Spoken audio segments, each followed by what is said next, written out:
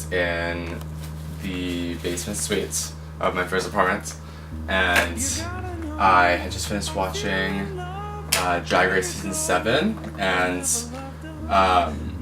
had this mini freak out with my roommate because I had just heard Pearl talk about the reasoning why she does drag, and I related to it so much that I started crying and asked my roommate if that meant that I should do drag. She basically just told me to chill the fuck out and that I should try it. My first performance ever was actually at Man Up Amateur Hour.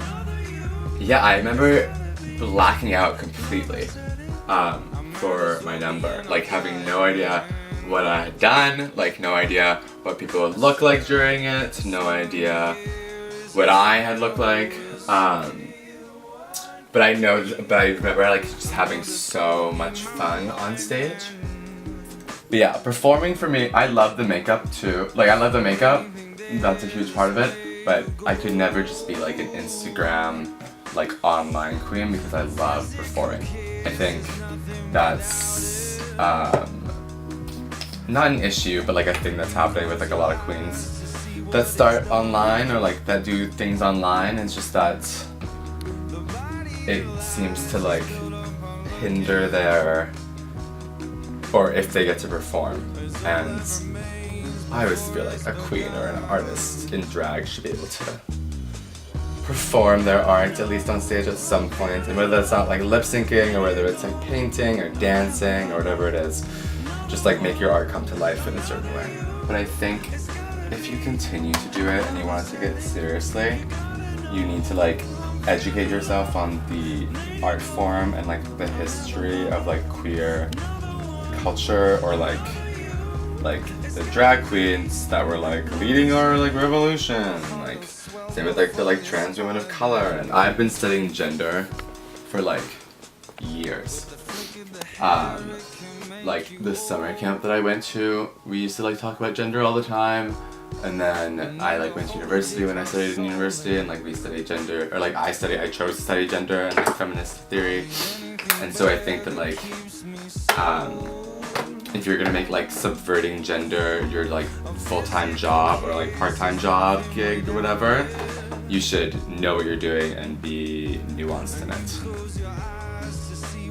I think a lot about my platform, which I think is like pretty small right now. What I've been trying to figure out is like how my art is political and how I can like make a difference.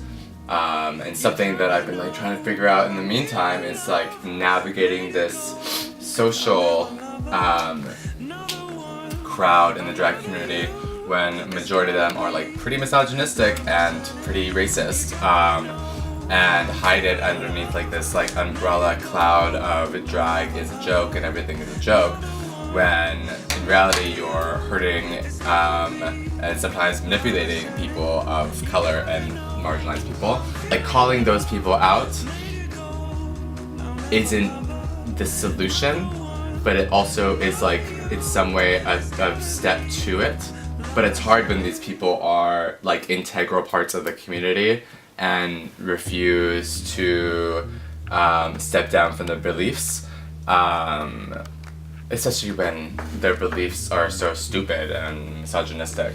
I want to like give space and make sure that people are like being listened to and heard and like feel comfortable in a club, and like new voices can be brought up.